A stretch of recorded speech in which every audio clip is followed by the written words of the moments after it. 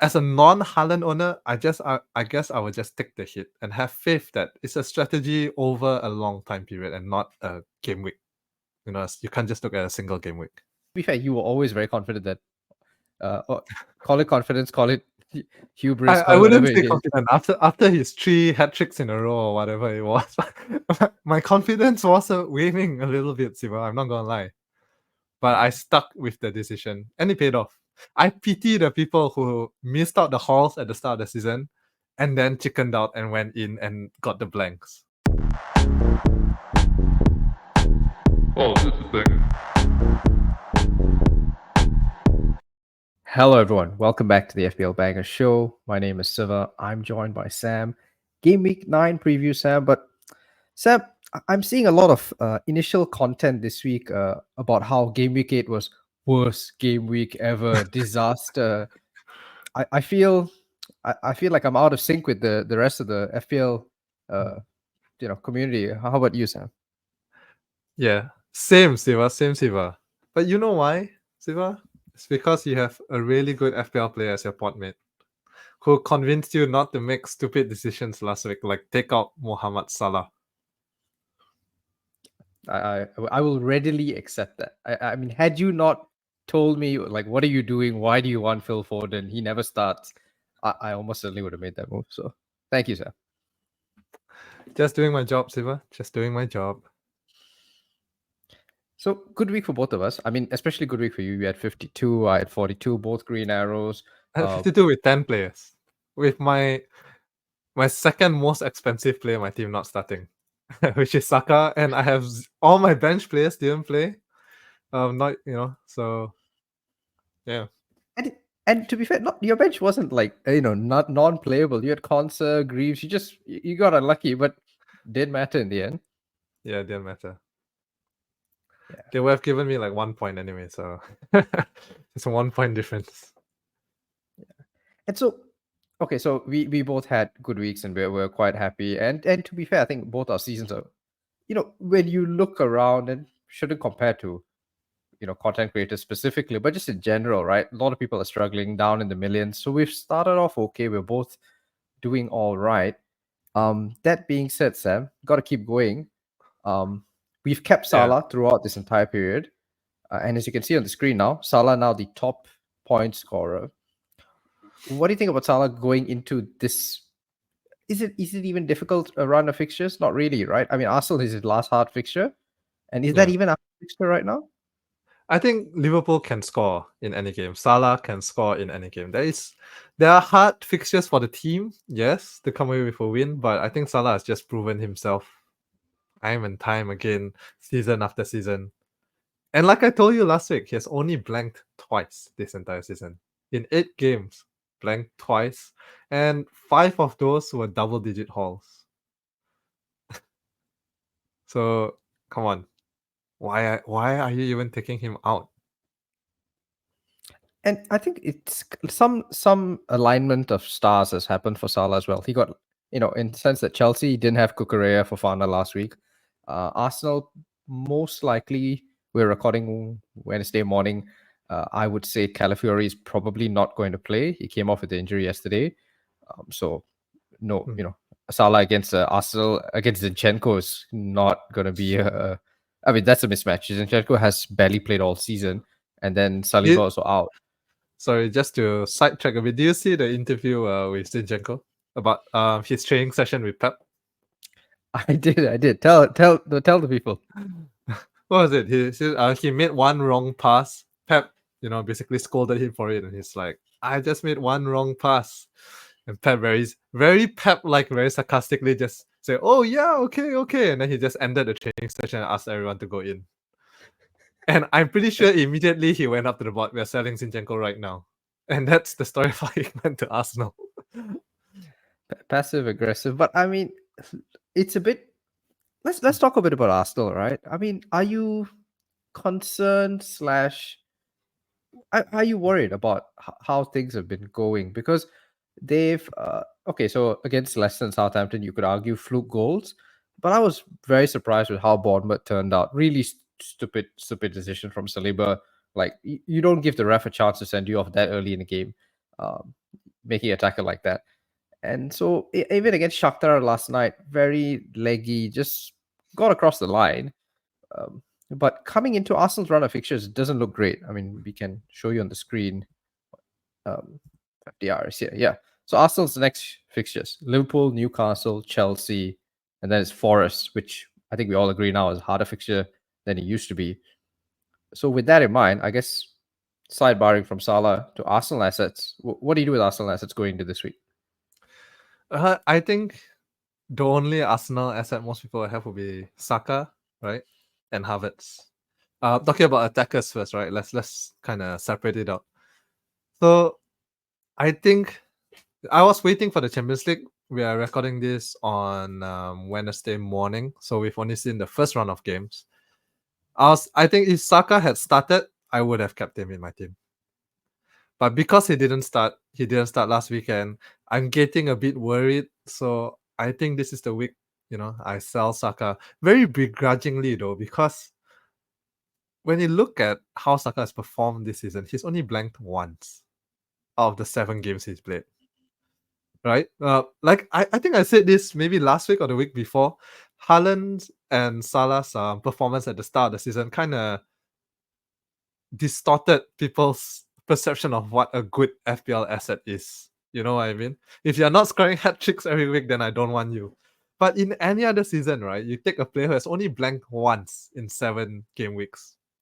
Like, that's as good as it gets, Yes, it's not sexy, it's not double-digit hauls, but yeah, very, very good still.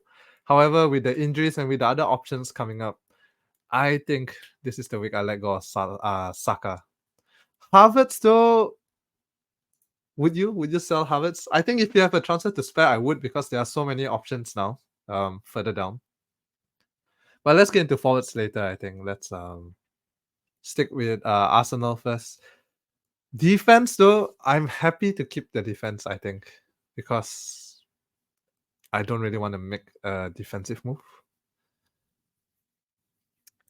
I think it's tricky. I guess let's start off with the defense, because that's probably the easiest sort of sale to make in terms of funds it requires and all that.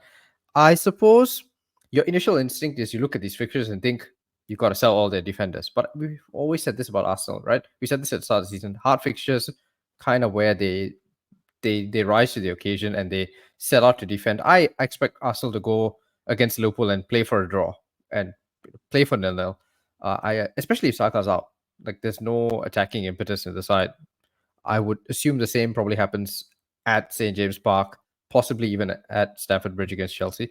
So I'm not in a rush to get rid of defenders. I get starting off with David Raya. I have David Raya. You have David Raya as well, Yeah, sir? yeah. Look, he's a goalkeeper, mate. Like there will be a lot of recency bias because Sel's got 11 points this week, Verbruggen got 10, but keepers are not going to have double-digit hauls most weeks. So that is a position you don't make a transfer in there unless your keeper has basically got a 6-month injury. That's it.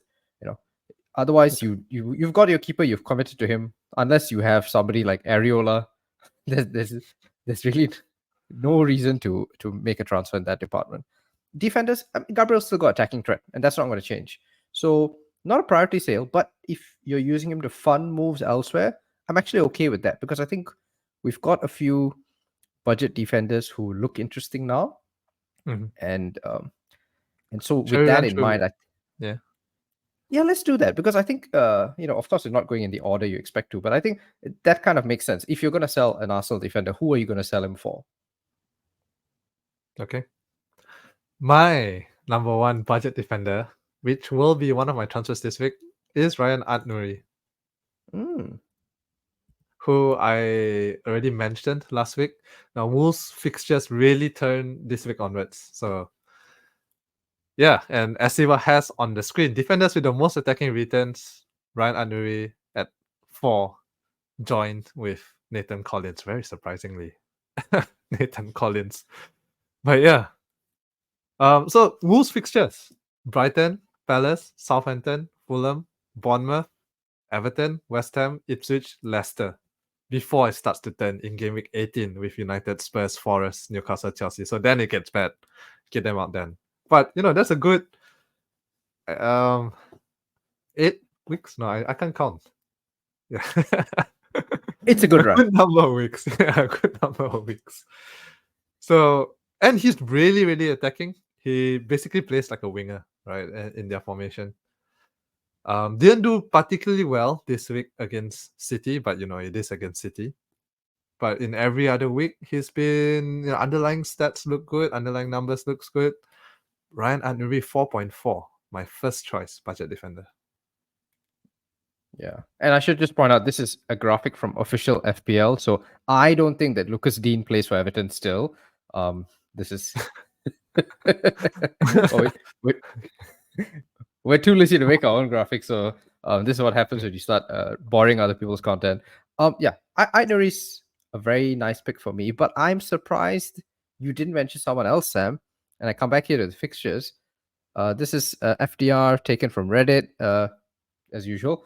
And top of the FDR chart is Everton, and they have a 4 point.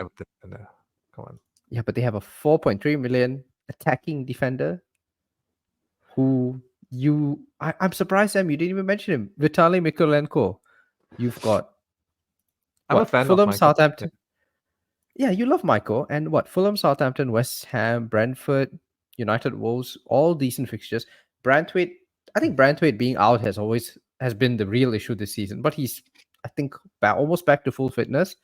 Meanwhile, Michael Keane has turned into Karim Benzema or something. I mean, if you haven't seen Michael Keane's goal this week against Ipswich, you go and check it out now, because that is, I mean, you could have 2 keepers there. They're not stopping that finish. And I mean, 4.3 million for Mikolenko. Obviously, after I said Joachim Anderson was a great option last week, things happened. Yeah. But surely that can't happen again to Mikolenko. I don't know. You look at the fixture, Ansiva. Do you think they're keeping a clean sheet against Fulham? No, Raul Jimenez is just on fire. Southampton, maybe. West Ham, although playing bad, they're still scoring every single game. Brentford, do you think a clean sheet there? United, Wolves. I think it looks nicer on paper. When you look closely, I don't really see many clean sheets there for Everton. I would rather go for a Brentford defender, Nathan Collins. Brentford have not kept it clean all season, mate. But he has attacking threat, apparently. He's been fluking these assists, right? I mean, you look at this, and this graphic is like, oh wow, Nathan Collins has 4 assists. But let's we watch the games, and even the most casual person knows Aït-Nouri and Nathan Collins. Very different comparison you're getting. Nathan Collins, center back, who has been fortunate to get these assists. And I come back to Brentford fixtures. Okay, yeah, sure. Ipswich may be a clean. I don't think Fulham's a clean game for them. I don't think Bournemouth's a clean. I guess, Sam, perhaps what we are doing here, you don't seem convinced by Mikolenko. I'm not convinced by Brentford defenders. Maybe to your initial point, we should probably keep the Arsenal defenders because they play for a half-decent team, and decent teams are the ones that tend to keep cleans. Yeah. And unless you really need the money, I guess, then okay. Wolves defender, that'll be my number 1 choice. Number 2, a Forest defender, actually. That would be my second choice. Who are decent for fixtures and have been keeping some clean sheets. So I think they kept their 3rd clean sheet of the season so far, which is okay. And you can get multiple defenders at 4.5. You could get Ola Aina, you could get Milenkovic. So yeah, Nikola Milenkovic, yeah, very tall, aerial threat, center back for Fiorentina. Yeah, from Fiorentina. Doing well for me in my Fiorentina save in FM. Oh, you must be really sad about it. I guess you'll be carrying on that save for another 12 months, Sam. You must be very annoyed about FM not coming out. Yeah, I know. But I sidetracking a bit, I don't really get FM every year anyway, because I don't know. To get a new FM, I have to start a new team. But then what about my current team? Haven't achieved all I wanted with them yet. So that's a very positive. I mean, that's what they should, instead of tweeting every day with their half apologies. That's what they should say. Now you get to spend another year with your team. Okay, moving forward. Moving forward. Okay, so Nikola Milenkovic, I like. He got the assist against Chelsea, and he's yeah, I think his arrival has definitely, you've seen an upturn in Forest defense. They don't concede from set pieces as nearly as often as they used to. A lot Yeah. of improvement there. The only thing is Forest fixtures as we have them on the screen here: Leicester, West Ham, decent. Then it's Newcastle, Arsenal, City in the next four after that. So if you can rotate him, maybe. Although as we say, defender rotations aren't the best, but if you can play somebody else in 12 and 14, and I guess if you're getting two cheap defenders, let's say you get rid of Gabriel and you get two 4.5s, you could have maybe an Everton defender in 12 and 14, or you could have I don't know, maybe you could have even a Wolves defender. Yeah, 12 and 14. That's not too bad. But you see, if rotation is the issue, I would go for a Wolves defender because great fixtures, and even if the fixtures doesn't look like a clean sheet, Ryan Anderson has so much attacking potential, you would just play him anyway. So that's why they are my number one pick. And I know a lot of people are, they look back at the first 8 games and they've conceded like a ungodly amount of goals. But again, if you look at the fixtures, they have not played a single team below the top 10. Right? So every single team they've played has been in the top half of the Premier. They've only played good teams. So their good run starts now. Let's see where it goes.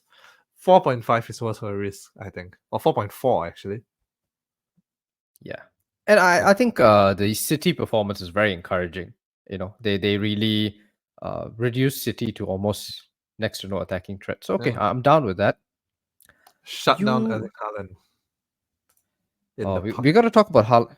Okay, we'll get to Haaland in a sec, but just wrapping up defenders real quick here.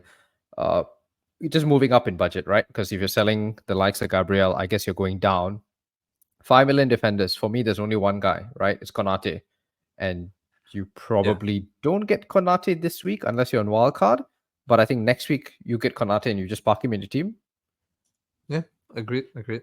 You do save a lot of money.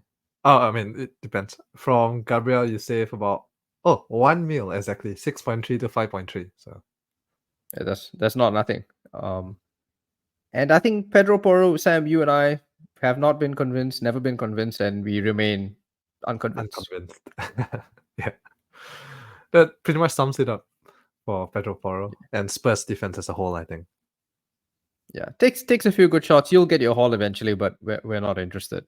Ask you about Guardiola. Yeah, Siva. Oh, yes. I was gonna come to Joshua Guardiola. What do you think? So no, we've got this on the screen now. I did not realize this, but it's it sounds legit once you start thinking about it. Since the start of last season, no defender scored more goals. It's now 6 goals. I feel like scoring bangers. He had that run like at the last 10 games of last season where he's just returning every single game. It was insane. One of those super annoying, he can't keep this up, and then he kept this up and he ruined your season if you didn't have him. I feel like scoring bangers is not sustainable. But at some point City have to start keeping clean sheets, right? I mean, this cannot keep happening. They do, but it always starts at the second half of the season. I don't know why people keep forgetting about it. And I think it's recency bias because they end the season so strongly, keeping clean sheets, winning every single game, that in the start of the new season, people forget that in the first half they never keep clean sheets before Christmas. Okay, Recency bias. So you are comfortable not to have Gvardiol against Southampton? Yeah, I mean probably one clean sheet there, but I just feel with the price and everything, I'd rather just get a budget defender at this point, and then pump it into the mids and forwards. Yeah, because I have Rico Lewis, I am content to sort of just hold on to that. I think for the price, I'm getting what I expected. Like, yes, Gvardiol's doing really well with these shots from 30 yards out, but logically that just can't continue. Yeah, and to that point, Rico Lewis actually is getting into more attacking positions than Guardiola. So bangers aside, if you just look at their heat map and the play style, you would expect Rico Lewis to return more. And he has shown that with assists this season, which is a good return for a 4.5 defender when we bought him. Yeah, so I think I'm content. You get what you pay for with Rico Lewis. I think the value is there, so happy to hold. And I think Walker's got some injury issues, which is also good for Lewis. I think, he seems to have kept his place in the team regardless of what anyone else thinks about whether he is right for that slot. So I think that's defense, right? There's nobody else to talk about in defense. No, Let's, I don't think so. Yeah, so let's. I was going to talk about mids, but I want to come back to forwards because we're on City, right? Let's talk about Haaland for a bit, okay? Mm, So you must be thrilled because yeah, you have I am. call it black magic, call it I don't know what kind of powers you're using. I've captained this guy 3 weeks in a row for 3 blanks. I told you not to captain this guy for 3 weeks in a row. For his 3 blanks, by the way, Siva. And I'm going to do it for 4th week in a row. So I mean, help, By the way, help me out, man. At the end of game week 1, I was ranked 7 mil for going without Haaland. And thanks to his blanks, I'm now 700k. So my rank is inversely proportional to Haaland's performance, basically. It's interesting, right? Because if he blanks against Southampton, I think if he does anything less than score 2 goals, I expect people to sell him after Southampton. Like that is the mood now. And we're all human. We can't stop ourselves at this point. If he blanks against Southampton, like he's gone. Gone. Is that rash? Oh, I He's don't know. gone. I mean, I don't know. He's never my team, so. Now, here's the point I'm just going to say for those people who started the season without Haaland. The logic was not that your player would outscore Haaland every single week. The logic is that over a long enough sample size time period, your 2 players, so Haaland and a cheapo versus, Salah and a better budget player would outscore them. And I think so far it has shown to be true, although I don't know, is 10 games a short enough, big enough sample size? We'll see. debatable. Now, I do expect Haaland to score big this week.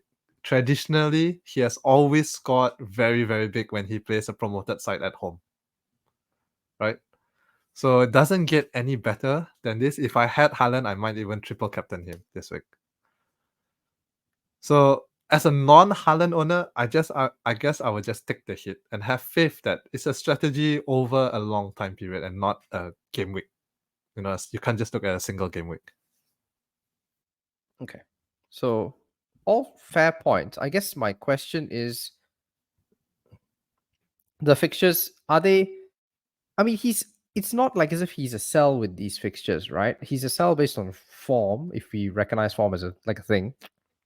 But after Southampton, it's Bournemouth, Brighton, Spurs in 12. We don't really think Spurs is a hard defense. So maybe 13, right? Maybe 13 is where you might consider selling. I suppose your point is that he's not a bad option, just full stop, and he will score goals, but you can rebuild him with the funds that you're saving from him. Yeah. And so- Moneyball. Moneyball. And we're long enough to the season where you now feel confident. Well, to be fair, you were always very confident that call it confidence, call it hubris. I wouldn't say confident after his 3 hat tricks in a row or whatever it was. My confidence was waning a little bit, Siva. I'm not gonna lie, but I stuck with the decision, and it paid off. I pity the people who missed out the hauls at the start of the season, and then chickened out and went in and got the blanks. So yeah, that's quite funny. I mean, I don't say I pity them. I mean, I'm laughing at them, but sure, let's go with pity. Okay, so I think Haaland easy. It's not actually a question to think about so much this week because no one's selling him before Southampton, and people like you who don't own are just hoping for the best, is what I would assume. I've seen some chat about using free hit this week for non-Haaland teams. I think that's very short-sighted. yeah. I mean, okay, it depends. It depends. I guess the reasoning is that your other premium assets like Salah is playing Arsenal away, Saka might not play. All these other guys don't exactly have the greatest fixtures, so maybe that's the reasoning. However, I don't think it's worth a free hit. In my personal opinion, I wouldn't do it. I'll wait for a bigger opportunity down the road. Yeah, I mean, like Salah's gonna play and could return Saka, if he doesn't play, you sell him. You've got alternatives. I don't think free hit feels like, yes, City Southampton, very good fixture. Yes, you don't have Haaland, you'll feel bad, but use your funds.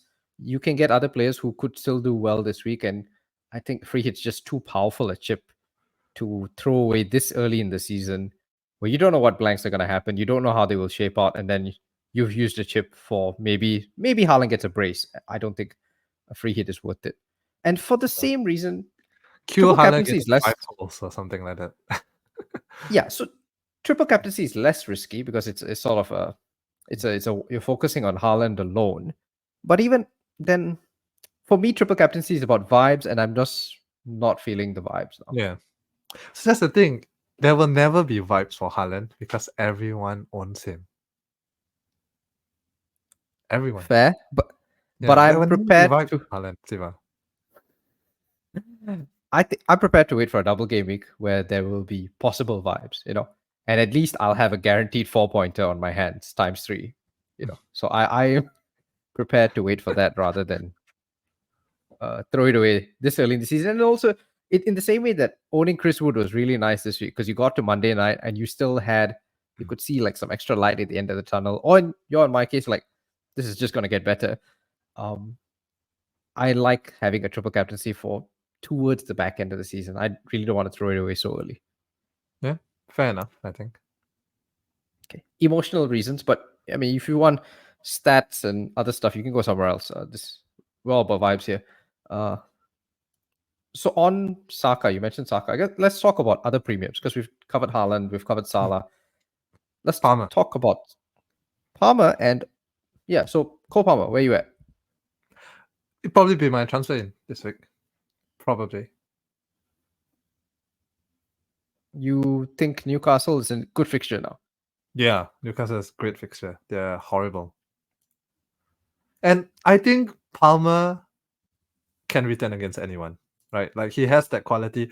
He was close against Liverpool, And I would say the 3 toughest fixtures in the season is when you're playing away against Liverpool, away Arsenal, and away City, right? I'm 5th in Palmer. I think he would do really well. So yeah, Palmer in will probably be my transfer this week. Okay, let's sort of jump back again. We're sort of flipping through, but let's look at his fixtures, right? Palmer plays Newcastle, then it's Man United, then it's Arsenal. So that's his next 3. Yeah, but Arsenal home, which I think makes a big difference, honestly, in derbies. Fair. And I'll take your point that Palmer can probably return against anyone. He's got enough routes, he's got set pieces, he's got pens, he's got the ability to shoot it from 30 yards and goes in. The only question I guess I have is, would you rather have Palmer this week or would you rather have Son? Now, it's insane that I'm asking the question because I think a few weeks ago, if you asked me, would I want Son anywhere near my team? Heck no. But I think for us, both of us didn't have Son last week. I think we got away with one. Like, on another day, he gets that assist, right? FPL eventually removed the assist for their own goal, but on another day, they probably just leave that. On another day, he gets the goal, right? Because he shot it at goal and then it goes in. He also hit the post after that. And that's Son on limited minutes, just back from injury. Spurs' next 3 fixtures, 2 of the next 3 look really good. They play Palace, Villa, Ipswich. So Palace and Ipswich to me seems like a much better combo than Palmer's next 3. So whilst I think Son's not been in our thoughts because Spurs have been inconsistent, and I think partly also because both of us already have other Spurs assets. Like you have Brennan Johnson, I have Madison. I brought in last week. So to double up, I'm not so sure, I think, for us. But looking in the perspective of someone who has no Spurs assets, I think Son is a very interesting asset. He's, I don't know why, but it feels like he's always been a differential. Like even every season he's been in the league, he's been a differential. Somehow it just gets overlooked. And I think it's because he tends to return big in one game. double-digit haul, very high ceiling, but then goes missing, in terms of FPL points. He blanks 2 games, 3 games, and then another big haul, 2 games, 3 games. So it becomes really frustrating for owners. So that'll be my warning for anyone who is thinking about going to Son. You have to be able to weather the blanks if you want his returns. I'm not strong enough. So I'm going to go for Palmer. Although I'm not going to say Son is a bad asset, right? It's comparing, a really good asset with another really good asset. Personally, I think Palmer outscores Son more than. So I think the difference is price is about 1 mil, right? Yeah. Son's 9.9, Palmer's 10.8. 8. Yeah. So I think Palmer will outscore him in the long run, and I think Palmer is probably a season keeper for me, barring any injuries or anything like that. So that's why I'm going Palmer. I take your point that we both have Brennan Johnson. Well, do you have Brennan Johnson, Sam? I have Madison. Ironically, let me give you my reasoning. So I wanted to go Brennan Johnson, but I thought Siva already has Brennan Johnson. I don't want to get the same player as Siva. Vital FPL strategies, Very valid. I mean, Madison has been doing really well the entire season. Good underlying numbers. Yes, it's 1 mil more. But I thought my thinking, ironically, was that Madison's minutes should be more secure than Brennan Johnson. Right? Brennan Johnson's a winger. Wingers tend to come off to having a bad game. Spurs has options on the wings. Madison's creative hub of the team should be secure. Ironically, he got taken off first because they felt they needed more physical presence in the midfield.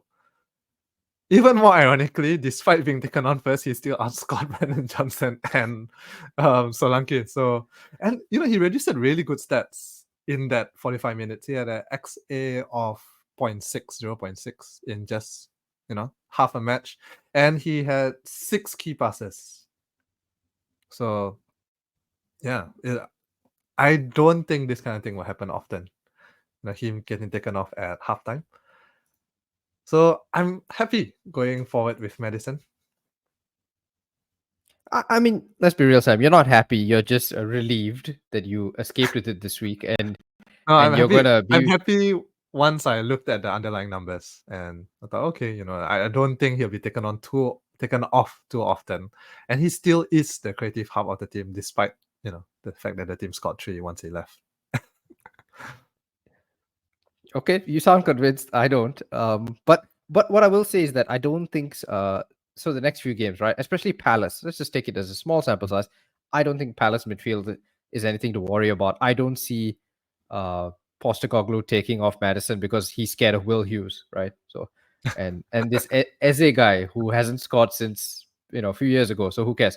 I don't think this is a concern for you short term. Long term, maybe different. Brennan Johnson had the most XG of anybody in the Spurs team, 0.89. So one of those rare days where Brennan Johnson actually had a lot of chances and didn't convert. Not concerned. Very good minutes. Very good for his price. Bring it back full circle, Sam. I don't think the fact that we have another Spurs attacker should have any relevance on psychologically, sure. No, but it has no relevance on Son being a good asset. But there is psychologically, right? If you're bringing in a Spurs asset, you could look at it and say, why don't I just bring in Brennan Johnson instead of Son and save that 3 mil for wherever else my team needs it? Okay. Could I not then ask you? This comparison doesn't sound as good, but maybe after this week, if you want Cole Palmer, could you not just save 3 million and get Nicholas Jackson? That's a good point. But I think the gap between Nico Jack and Palmer is way bigger in terms of point potential. However, though, I will say I'm very impressed by Nico Jack. I think he's gonna have a good season. I'm starting to warm up to the idea of bringing of him as a FPL asset. But that aside, we'll discuss that later. There's also the fact that they're both midfielders, Siva, so they take up slots. Nico Jack's forward, Cole Palmer midfield, so it's a different comparison. It's like Saka and Havertz, Whereas this one is like having both Jota and Salah. Okay. So do you remember a few weeks back when people were saying, I don't need Salah. Luis Diaz can cover Salah. Fair. Okay, So I guess can Johnson this cover Son? That's the question. it's debatable, but I guess Brandon Johnson's a much safer position because his minutes are much better than Diaz or Jota versus Salah. So, um, to your point, I guess you can theoretically match Son because you have nailed midfielders who are competing with him, as opposed to the Liverpool situation where you had non-nail midfielders, rotation risks competing against Salah. Yeah. Okay, so roundabout way, I see how you can get away without Sun, although I'm not looking forward to the next 2 weeks. I guess if you have Solanke, you keep, and if you don't own, you're very happy and you're not going to go near him, right? Yeah. Still sort of figuring out his position in this attack, I think. Although a bit unlucky, I would say, because every single week he's been doing really well. Underlying numbers great, One-off. I would consider this a one-off week for Brandon Johnson and for Solanke that they didn't return. Okay. On a wider question, right? Because we're talking about forwards and midfielders and premiums and so on. Do you think now's the time? You mentioned this earlier. We've got so many forward options. Is now the time to shift back to 3-4-3 or whatever, any formation that gets you 3 forwards? Yeah, I think if I'm on a wild card, I would strongly consider it. If on a free transfer, it's a bit hard because that means you need to waste a transfer to bring down one of your forwards to like a bench fodder and then bring it up. So it's a bit trickier if you're on free transfers. If you have a lot of free transfers, if you've kept 10 or 5, then yeah, sure, go for it. For the rest of us, feels like a bit of a waste of a move, But I really like the forwards right now. If I could, I would do it. I'm really upset with Wood for scoring because I really wanted to take him out this week. I want Raul Jimenez in my team. I want. But I can't justify taking Wood out when he's scoring every week. Can he stop scoring? It's a nice problem to have, Sam. I have zero interest in taking out Chris Wood, who, as we can see now, since Nuno arrived, 3rd highest goal scorer in the league. And I think the best thing about Chris Wood is it annoys non-Chris Wood owners so much. Like I keep seeing these posts. He can't keep doing this. His numbers are trash. This is a bad team. How does he keep scoring? All these FPL accounts, all these content creators who don't have Wood, who can't get Wood, and it's hard for them. But I think it's easy for us, I could say. Yeah, I mean it's a forward where the team play style really suits him. And he's on pants, and he's cheap, and he's lowly owned. So, I'm not gonna lie though, I am tempted by the Wolves forwards, Matheus Cunha and Jacob Strand Larsen. The what Haaland wishes he could be. And then I'm also very tempted by Raul Jimenez. So a lot of good forward options in that price bracket. So you can't go wrong unless you picked Dominic Calvert-Lewin. So to be fair, right? There are a lot of FPL podcasts that would told you that Calvert-Lewin, good pick, you should go for him 4 weeks ago. We were not one of those people. So I hope you remember that. Neither of us have owned Calvert-Lewin. Do not own him. And every week I see posts about Calvert-Lewin on the other end of the spectrum. Very good XG. The chances will come. Eventually the goals will come. But this is a guy who can't finish any of his chances. He's underperformed his XG for a very long time. And surely his next injury, not to wish ill will on anybody, but I mean, it's Dominic Calvert-Lewin. So yeah, happy to not own and not at all interested. But since, as you say, Seth, right, Strand Larsen, Cunha, Jimenez, all you're very interested in. So that's my point, right? You kind of want 3 attackers now. We're also at a stage where the budget mids slim pickings, I think, especially at the 5 to 6 million bracket compared can I to just the point out, Siva, just to remind you that we kind of had this conversation last week as well, and I said, but Morgan Rogers is still doing well, and you were like, oh no, Morgan Rogers, terrible player, doesn't deserve to be a professional footballer, something like that.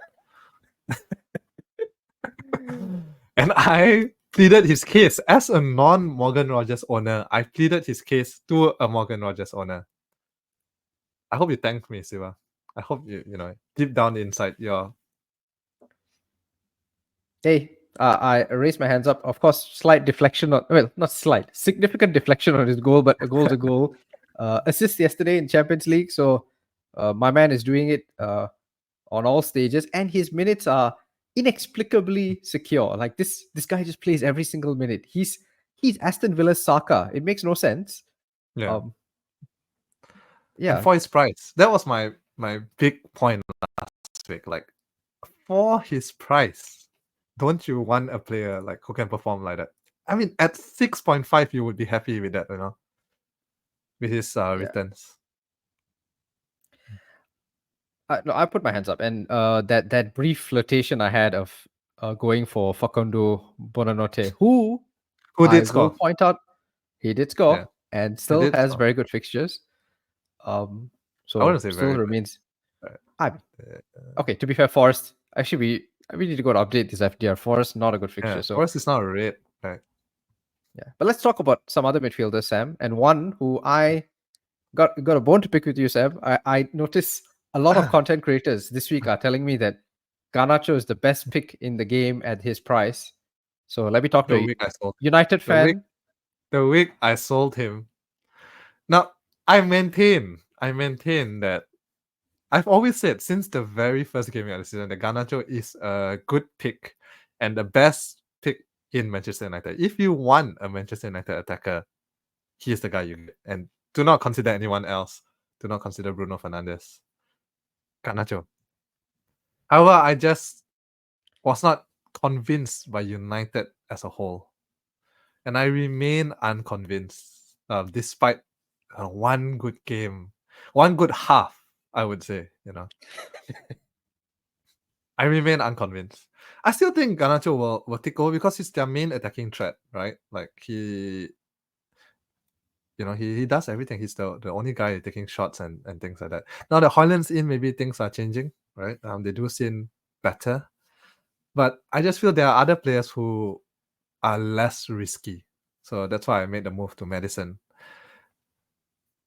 Lost me 6 points, I think. But it's okay. In the long run, I expect Spurs to score more goals than United.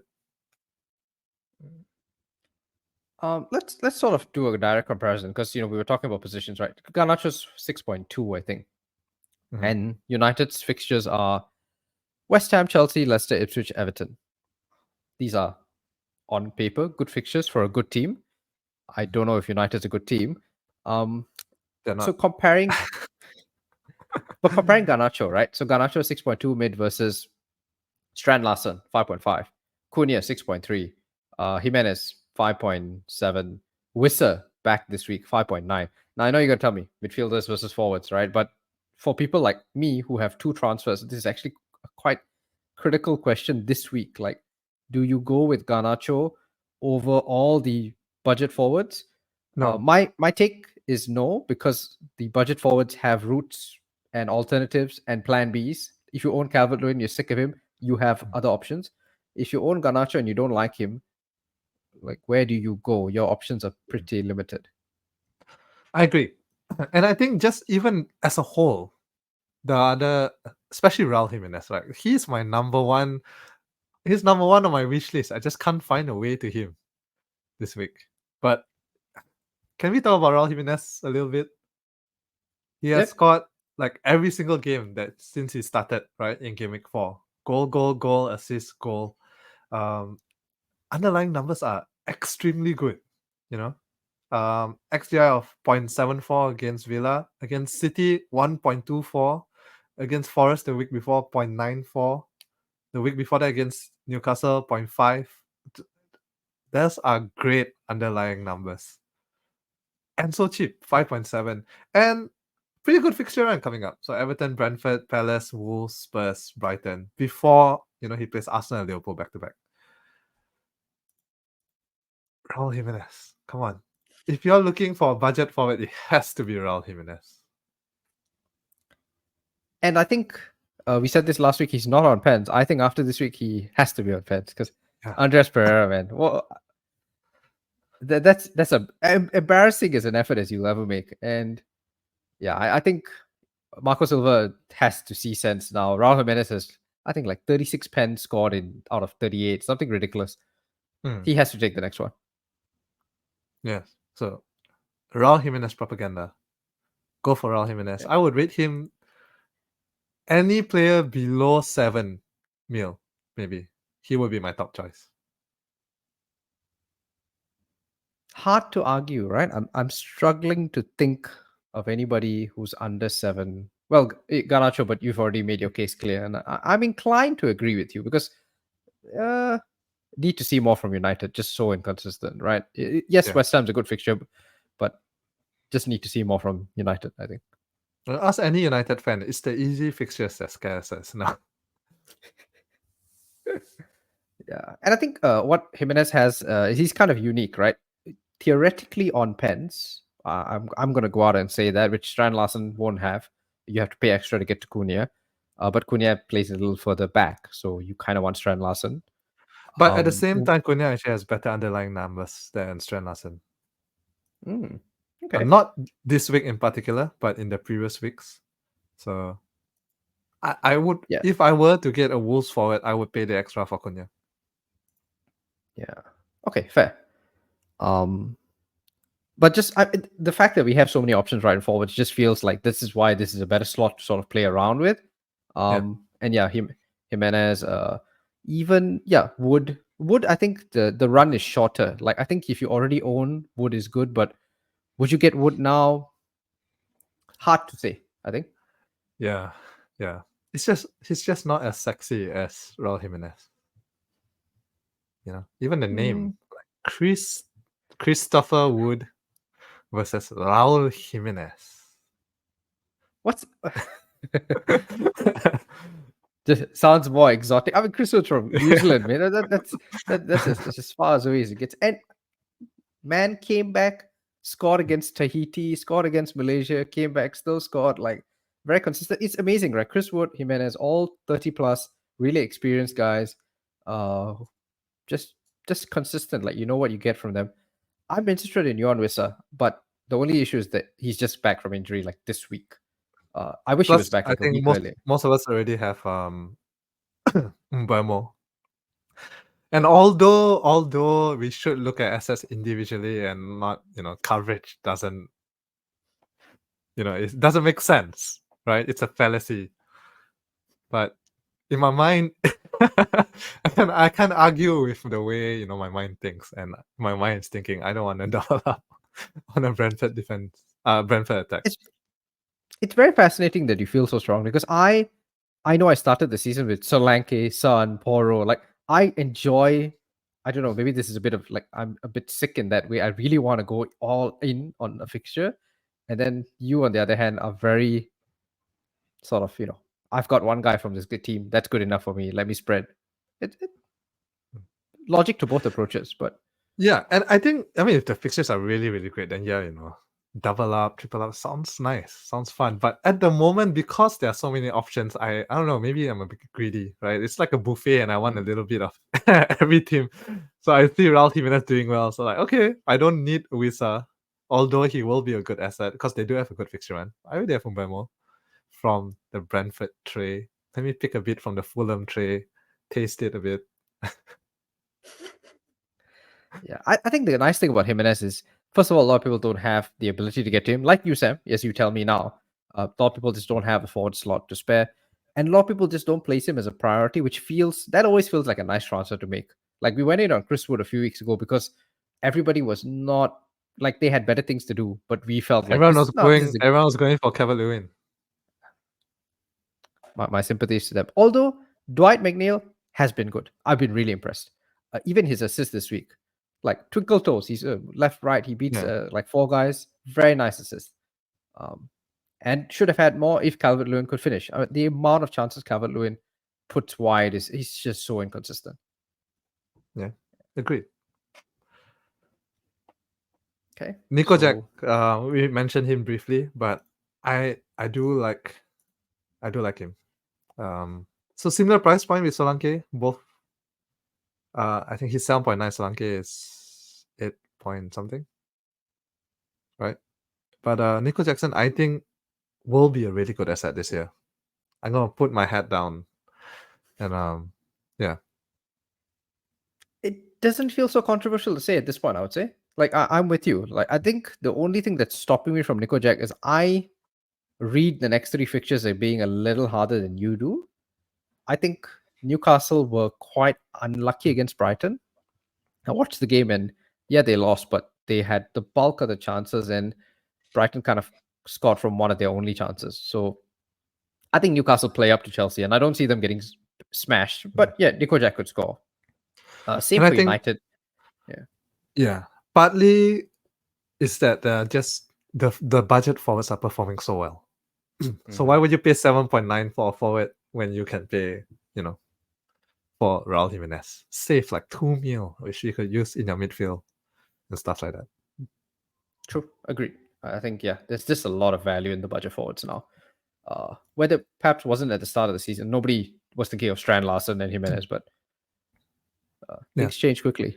Okay, so I mean that's basically all we want to talk about. Let's talk about. Let me humor you, all you non-Haaland teams. I guess there must be more now than there were. Captaincy this week, we've got it here. Check the chance. You can follow them on Reddit, Twitter, so on. So Haaland teams, you captain Haaland, Sam, but who are you captaining? Do you think Phil Foden starts this week? I don't have a clue. And we are recording before the chat. We're recording before Champions League, right? So will it make a difference? I mean, if he doesn't issue start is- Champions League, you will argue with yourself and say, "Oh, that's good." So Pep is saving him for the weekend because they could not create chances until he comes on. If he starts the Champions League, you go, "Yeah, that's good." Pep trusts him. Surely he starts this weekend as well. Confirmation bias. So no one knows. No one knows if Foden will start, which is such a shame. I want to believe he starts because they really struggled without a proper creator with no KDB and no Foden. They were struggling, and their winning goal came from a Foden corner, right? Yeah. So I want to believe that Foden starts.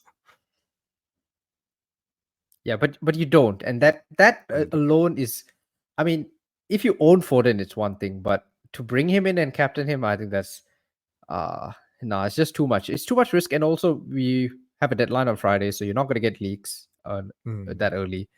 So with all that, yes, could it work? Yes. Could you get lucky? Sure, but it's just too much for me. I have the slot available to make the transfer. I'm not going to even consider it. So no, not Foden. I think you need you want to be sure your captain plays is what I would say. So my captain this week will be Palmer, who probably will be my transfer in from Saka. Saka to Palmer, Captain Palmer. I like it. At Okay, home. all right.